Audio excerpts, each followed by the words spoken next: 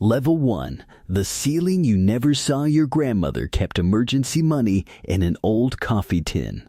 Not because she hated banks, because cash inside that tin meant one thing: do not touch this unless something goes wrong.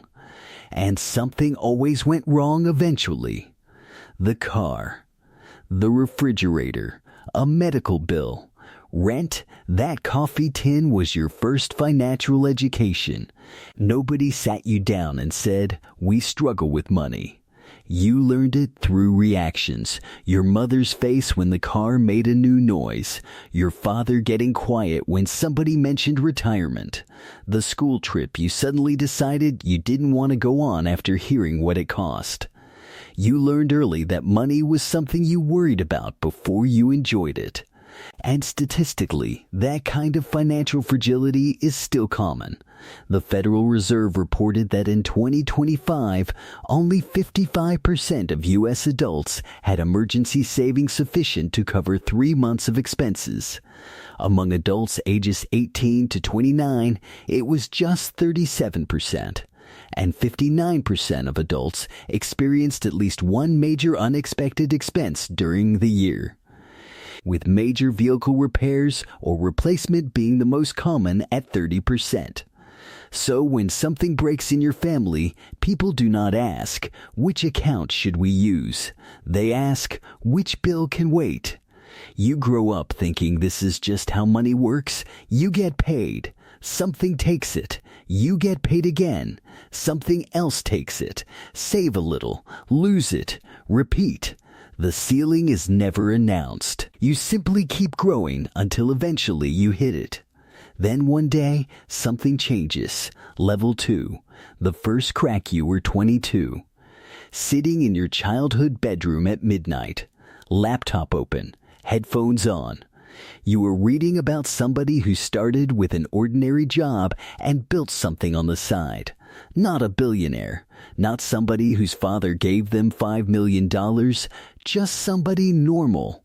And one thought enters your head: maybe my starting point does not have to become my ending point. That thought is exciting for approximately 6 minutes. Then it becomes terrifying. Because now you have to do something with it. You start learning quietly. Business, investing, credit, taxes, sales. You fill notebooks. Try something, it fails. Try something else. That fails slower. You lose $1,700 on an idea you were convinced would work. And the loss hurts more, because $1,700 in the house you grew up in was serious money. Your family sees you working constantly with very little to show for it. They ask, "When is this going to become something real?" They are not trying to destroy your dream. They are scared. They understand stable paychecks. They understand savings accounts. They understand avoiding risk. You are trying to learn a language nobody around you speaks yet, and that gets lonely. Level 3. Building the financial floor. Eventually, you understand that escaping financial insecurity does not begin with making $1 million. It begins with becoming harder to knock down. So you look at everything: savings, debt, credit cards, credit reports, monthly expenses. You discover that your financial life is messier than you thought. One card is almost maxed. There is an old late payment. Another account is showing a balance that does not match your records. A closed account is still appearing as open. This becomes your first serious lesson about credit. You do not dispute everything negative. You dispute what is genuinely inaccurate. The CFPB specifically tells consumers to watch for accounts that are not theirs: incorrect late payments, closed accounts reported open, duplicate debts, wrong balances, and incorrect credit limits. Consumers can dispute errors with the credit bureau and the company that furnished the information. But if the negative information is accurate, you stop looking for magic words. The CFPB is clear that accurate negative information generally cannot simply be removed because it hurts your score. So you lower the balances, protect every payment, correct genuine mistakes, stop applying for things you do not need. Then you build actual emergency savings. For the first time in your life, a car repair becomes annoying instead of catastrophic. That feeling changes you. You realize wealth starts before wealth looks impressive. It starts with margin. Level 4. The first proved 2 years pass. Your side income finally does something meaningful. 1 month, it covers your rent. You stare at the deposit longer than you should. It is not $1 million. It is not even close. But this money did not come from your employer. It came from something you built. That matters. You want to call somebody.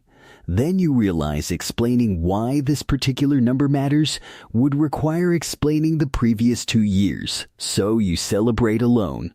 Not dramatically. You make dinner. Look at the account one more time. Go to sleep. But something has permanently changed. Before this moment, building wealth was an idea.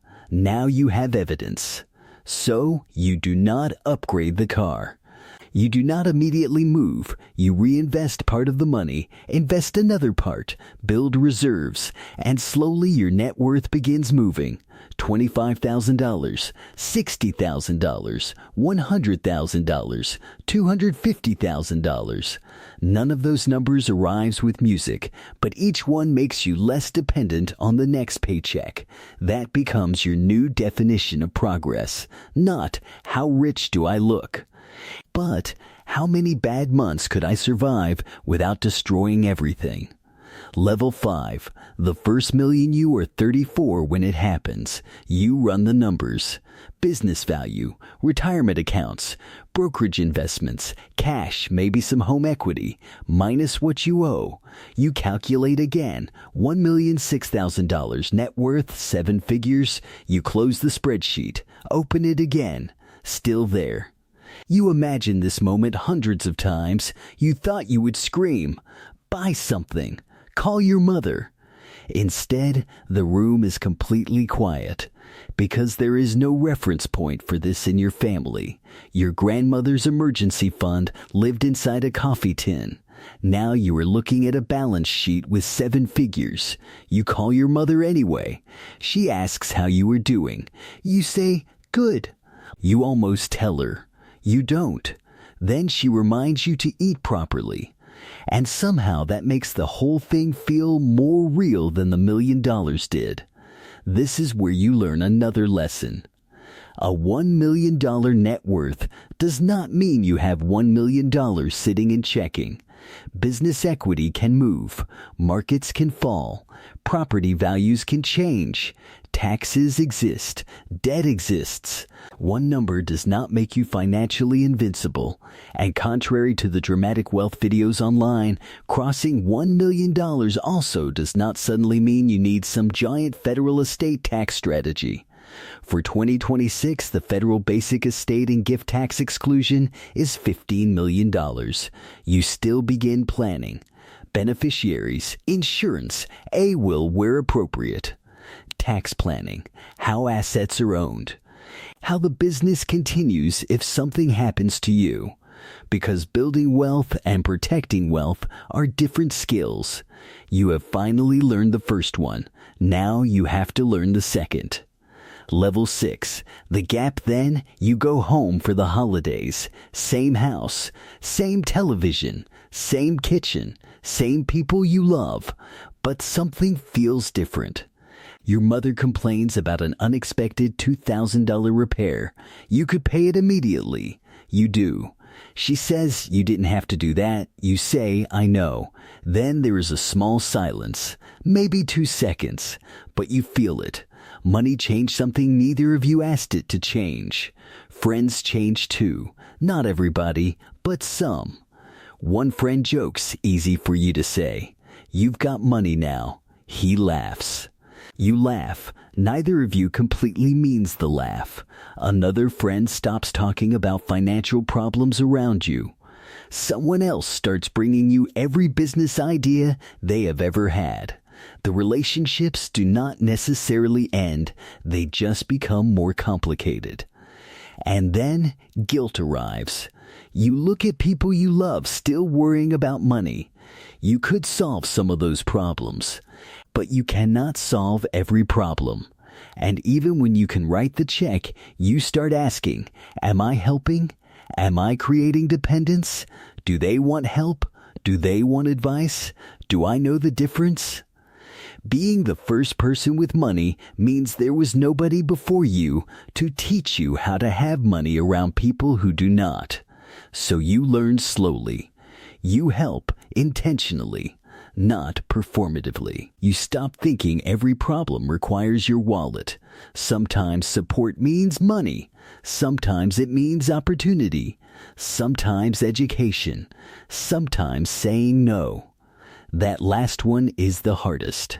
Level 7, changing the starting line eventually. The question stops being, how much can I make? It becomes, what survives me? Maybe you have children.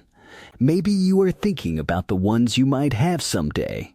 And you realize you do not want them starting where you started. You want them to know what an emergency fund is before they have an emergency. You want them understanding credit before a dealership teaches them through a 19% APR. You want investing to sound normal. You want them to know that owning assets is something ordinary people can do. You want education funded without destroying retirement. Maybe part of that includes a 529 plan.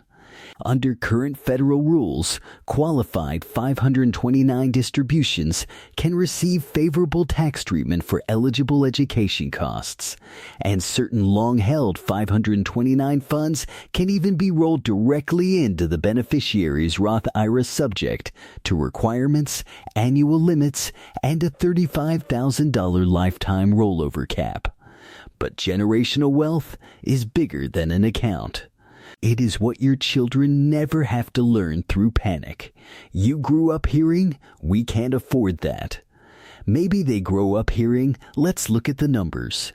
You grew up watching emergencies become debt.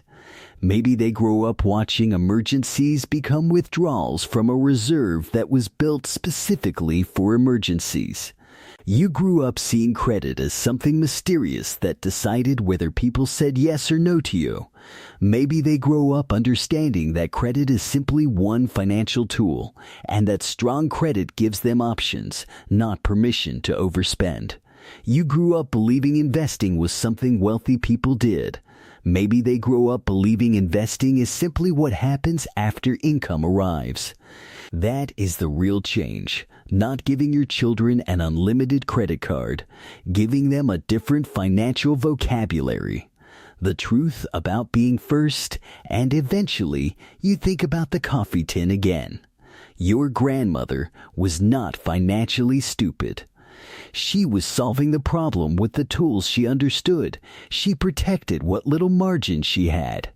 Your parents were not lacking ambition. They were surviving inside a system where one broken car could rearrange the entire month. You stopped judging where you came from, because where you came from built the person capable of leaving it. And this is where you finally understand what being the first millionaire in your family actually means. It is not the screenshot. It is not saying, I broke the cycle. It is not buying something expensive so everybody from your old neighborhood knows you won. It is quieter than that. It is your mother calling about a repair and you being able to say, I'll take care of it. It is losing a client without losing sleep. It is walking away from a terrible loan. It is checking your credit before you need credit. It is owning assets before buying status. It is teaching the next generation what nobody had the time, information, or money to teach you. And eventually, the biggest accomplishment is not that your children inherit your money. It is that they inherit a completely different definition of what is possible. They may never understand what that ceiling felt like. Good, that was the point. Your grandmother had a coffee tin. Your parents had bills. You built reserves, credit, investments, businesses, options, and the next generation starts from there. That is generational wealth. Not simply a bigger number, a different starting line. You spent years trying to break through the ceiling. Then one day you look behind you and realize something. For the people coming after you, the ceiling became the floor. And they may never know how hard you had to push to move it. That is exactly how it should be. Based on the emotional structure and level-by-level progression of the provided reference.